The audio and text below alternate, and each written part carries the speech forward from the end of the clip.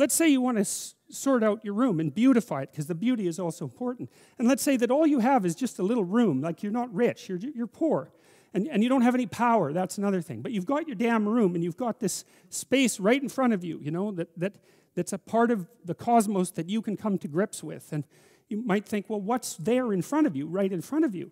And the answer to that is it depends on how open your eyes are. That's the proper answer, because you could say, and William Blake said this, for example, and Aldous Huxley made comments that were very similar, that in a transcendent state you can see infinity in the finite. And you might say, well, you can see infinity in what you have within your grasp if you look, and you could say maybe that's the case with your room.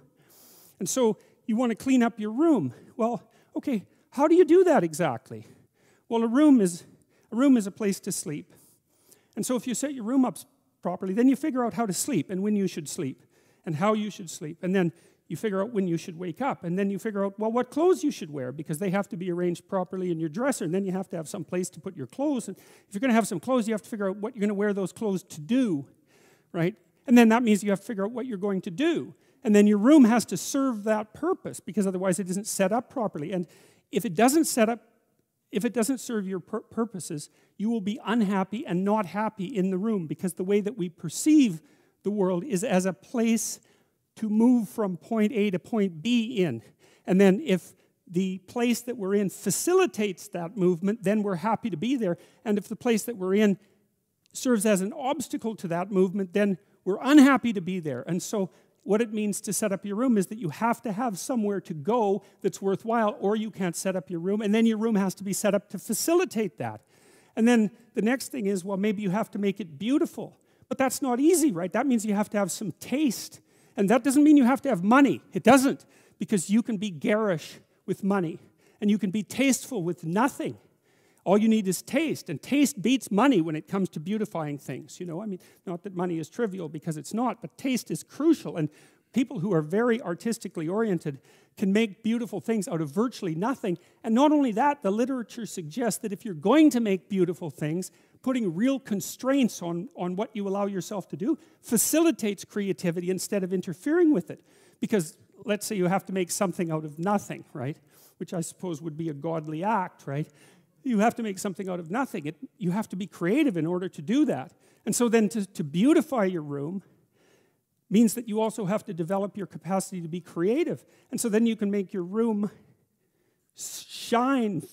But then what will happen is that if your family isn't together, they will interfere with that. You'll interfere with that because you won't have the discipline to do it properly. But then when you start building this little microcosm of perfection with what you have at hand, then it'll evoke all the pathologies of everyone in your household. They'll wonder what the hell you're up to in there. And they won't necessarily be happy, because if they're in a lowly place, let's say, and so are you, and you're trying to move out of that, then the higher you move out of that, the more the place they're in looks bad. And you might say, well, what they should do is celebrate your victory over chaos and evil, but that isn't what will happen. What will happen instead is that they will attempt to pull you back down. They'll attempt to, and I mean, obviously all families don't do that, but all families do that to some degree, and some families do almost nothing but that. And so what that means is that if you're going to organize your room, then you're going to have to confront the devils in your house. And that's often a terrifying thing, because some of those devils have lineages that go back many, many, many generations. And God only knows what you have to struggle with in order to overcome that. And so to sort yourself out and to fix up your room is a non-trivial matter, you know. And you can do that. You'll learn by doing that, and then maybe you'll learn enough by doing that so that you can fix up your family a little bit, and then having done that, you'll have enough character so that when you try to operate in the world at your job, or maybe in the broader social spheres, that you'll be a force for good instead of harm, because you'll have learned some humility by noting just how difficult it was to put your damn room together, well, and yourself for that matter. And so you'll proceed cautiously with your eyes open towards the good.